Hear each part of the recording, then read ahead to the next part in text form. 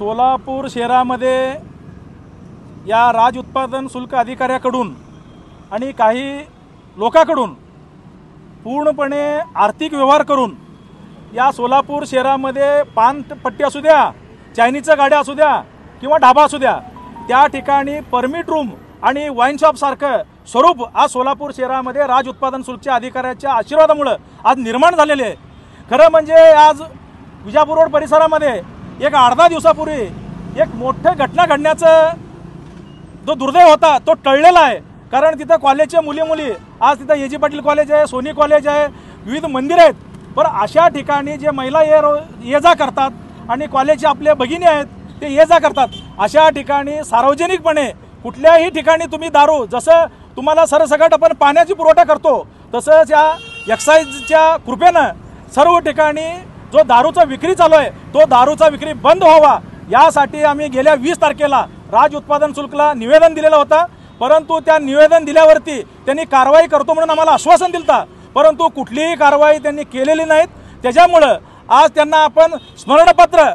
याद्वारे देत आहोत की समजा आता इथून पुढे जर तुम्ही नाही केला तर आज एक्साईज सुधारायचा तो कारभार आहे राज उत्पादन शुल्कचा, त्या कारभाराच्या विरोधात शिवसेना उद्धव बाळासाहेब ठाकरे पक्षाच्या वतीनं शिवसेना टाळणं तेच दारू आपण या एक्साईजच्या ऑफिसरच्या टेबलावरती ओतल्याशिवाय आम्ही राहणार नाही।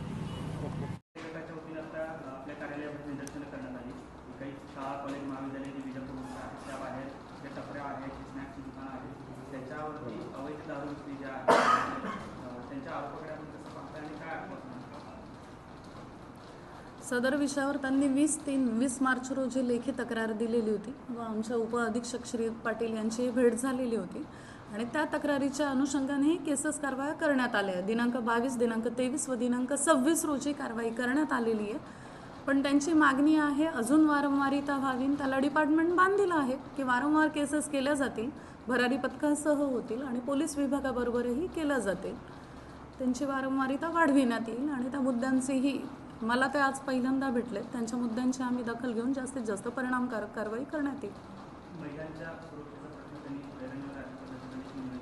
वाईट हे होतं एकही महिला सांगायला आली नाही। महिलांच्या सुरक्षेचा मुद्दा असेल किंवा काही असून त्यांनी तक्रार दिली, तिची दखल घ्यायला आम्ही बांधीलच आहोत